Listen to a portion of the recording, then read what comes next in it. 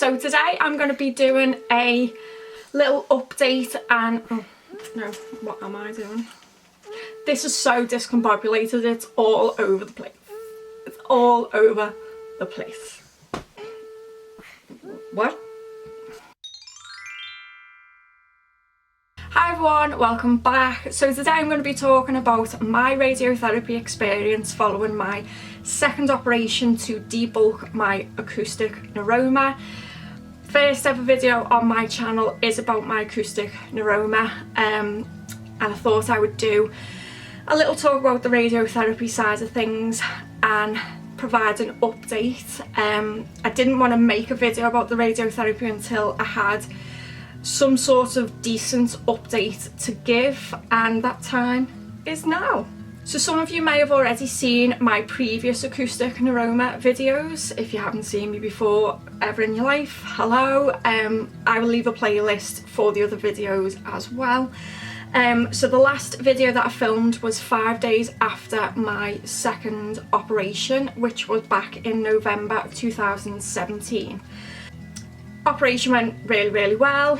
I was out after 5 days. I did end up going back for a day or so because I was really dehydrated and it was just playing havoc with things. But apart from that, it was absolutely great. Really good. Well, not great, it's not great having an operation, but it went really well. And because my tumour had grown so aggressively since my first operation to my second, if you want to know why I had to have a second operation, again, check out the playlist, it will explain everything.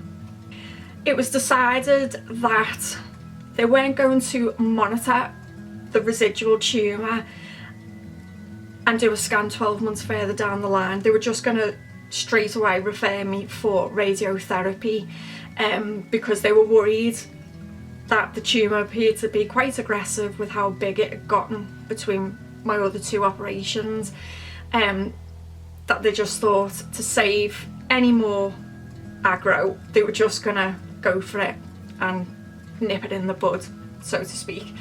Obviously after your operation you will have another MRI so that they have a clearer picture of what the tumour is like following the debulk. Then before the radiotherapy, which was like 6 months later, I went for another MRI scan, obviously so that the doctor could map where the radiotherapy was going to be targeting, where, you know, they were going to be firing stuff into me head. And in that space of time the residual tumour tissue had grown, so it was obviously an aggressive tumour. So it was the right thing to do to go for radiotherapy rather than monitor for another 12 months. So part of the radiotherapy process is to go and get your mask made, this fabulous contraption. It's an absolute monstrosity, look at it, but it's really interesting how they do it. So it starts off with this blue plastic rim, and this is completely flat, it's just a flat sheet, and they put it in some warm water which obviously softens it, and they have you lie down on a table, and then they will put the wet softened, I don't know what this material is, some sort of plastic I'm assuming, I don't know, and they will put it down onto the bed, clip it all in, and then mould it to your face. I had like 3 people moulding it absolutely, so your face and your head cannot move at all. Getting the mask made isn't too bad. They do obviously have to like pinch around your nose and stuff like that to make sure it's absolutely fitted completely. So you will have like your airways pinched off, and you obviously can't breathe through your mouth because your mouth has to be closed, but it's not too bad. I was scheduled to start my 6-week course of radiotherapy in May of 2018 in Clatterbridge in Bevington. They have now since opened a hospital in Liverpool, which would have been brilliant, but it didn't exist in 2017 at the time when I needed the radiotherapy. So that was absolutely fine.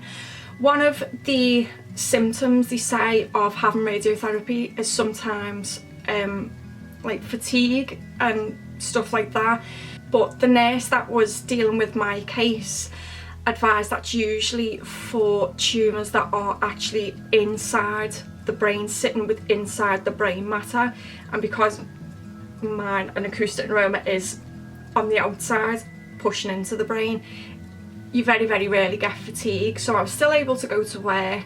I asked if I could have my appointments either first thing in the morning or last thing in the afternoon, and it was great. Monday to Thursday I had my therapy, I think it was about 8 o'clock to 8:30 in the morning, and then on a Friday I would have it between like 3 and 4 of an afternoon, so working day wasn't disrupted too much and I didn't experience any fatigue whatsoever.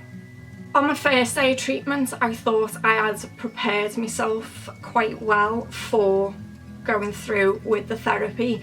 I'm quite good at preparing myself for things that I need to go through if I know what's about to happen, and I thought that by having the mask moulded on that gave me some sort of indication of what it was going to be like having the mask on and pinned down and being in that position for a longer period of time.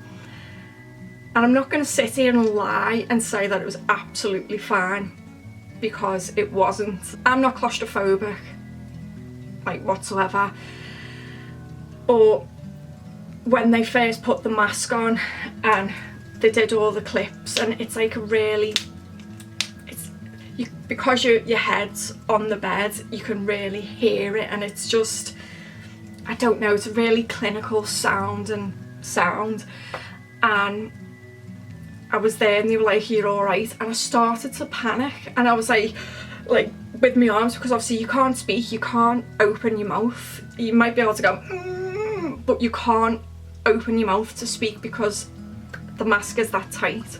There is absolutely no room for you to move your face whatsoever. Obviously there's a reason about that, because they need to make sure they have your face or your head in the same place every single day for your treatment to be successful. They need to be targeting the same place every single time. They took it off and they were like, "You okay? You okay? Do you want a minute?" And I was like, "No, do you know what? It's fine. Put it back on. I'm just gonna have to deal with it, because there's no getting out of it. You've got to do it." So I didn't want to delay it any further. I was just like, "No, just put it on. Just put it on. I'll deal with it." You do get used to it. You don't get to a point where you go, "Oh, this is quite all right, this, you know, I'm not bothered by it." It's still not an experience, but you get used to it, if that makes sense.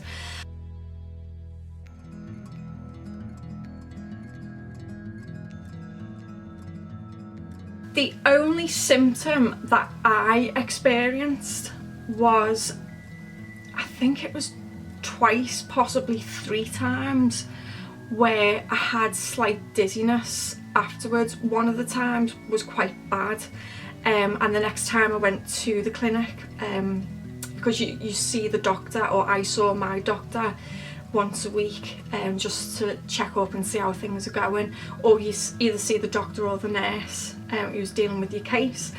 And I just mentioned it to the nurse and she gave me some anti-sickness pills, and I don't think I actually needed to use them then after she'd given me them, because I didn't experience it again. I did also experience some slight hair loss, like I think 2 little spots like this of hair loss, but your head's already, or my head was not long shaved anyway, so I didn't have a length of hair to lose. It was just a little tiny bit, and it's just hair, it's gonna grow back, so wasn't bothered. It was absolutely fine. A relief obviously to get it over and done with. So after the 6-week course had finished, I had a further MRI 6 months down the line, so that the doctor could see whether or not the treatment had worked, or whether or not he needed to adjust it and maybe target some other areas and whatever. And the doctor confirmed that there hadn't been any growth in the residual tumour, so he was happy that the treatment had worked, and he was referring me back to the surgeon at Walton Neuro. So when I was referred back to Walton Neuro, not long after that I received a letter it's like 12 months later, so it was for an appointment in January of this year, and it was an appointment to speak to the surgeon. Now usually, you've probably experienced this, but usually you'll be sent a letter with your scan date, time, whatnot, and then you'll receive another letter with your time and date to have a follow-up appointment with the surgeon or whoever is looking at your scan. So I assumed that a scan letter would be following this letter booking me in to see the surgeon, and that never arrived. So I think it was last December, I phoned up the surgeon's secretary just to check whether or not I actually needed to have an MRI, because it seemed a bit pointless me going to see the surgeon without having an MRI, because what could she possibly update me on without seeing what was going on. But I was told, no, there's no notes on here requesting that you have one, so you don't need to have one, don't worry about it. Okay. Then when I turned up to see the surgeon, she was like, oh, you haven't had an MRI, so I can't really, talk about what's going on. And I was like, well, I did actually phone up to check whether or not I needed one, and I was told that I didn't. And she said, well, I thought you were going to be referred for a scan under the radiotherapy doctor. And I was like, but he's discharged me back to yourself, so why would he be booking it? I don't know. Lack of communication constantly all the time with different departments and different hospitals. The communication is just not there. Anywho, after my scan I received a letter, I think it was in the February, to say that I would have a telephone consultation in April to provide me with the results of my scan. Obviously due to COVID, everything's up in the air, priorities had changed and whatever, and the phone call never materialised.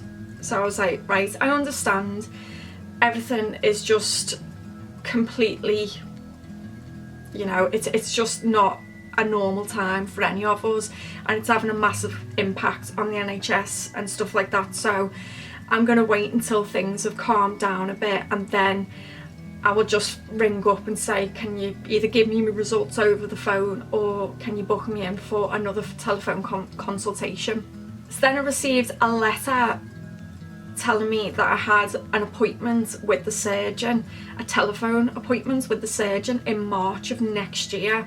So I was just like, I can't wait like 14 months for these results. I need to get them now. So I phoned up, spoke to the medical secretary, and she said, oh no, a letter was sent to you in April. It was just like, no, I haven't received a letter, otherwise I wouldn't be phoning. Do you know what I mean? And she said, no, I found a letter that was sent out in April, and it's from the nurse who was supposed to be phoning me back with me results. And it basically said, obviously due to COVID, which I suspected, the consultation was going to be cancelled, but she wanted to give me results anyway. And the results were that there's actually been a decrease in the size of my tumour. So it's just the best news I could possibly have gotten. It's not even, there's been no change, there's been a decrease. So the radiotherapy really has done what it needed to do. So I'm hoping that maybe in a couple of years' time that I'll probably be discharged in full, and I won't ever have to think about it or deal with anything to do with an acoustic neuroma ever again. So we'll see what my scan is like next year. I'll probably have a scan before I have this appointment in March with the surgeon. So yeah, it's just great news. Again, if you've got any questions, I will try and answer them as best as I can. This video has been all over the place and I do apologise. My train of thought is just going. everywhere. But yeah, if you like this video, give it a thumbs up, and if you want to see more, then please subscribe. Bye!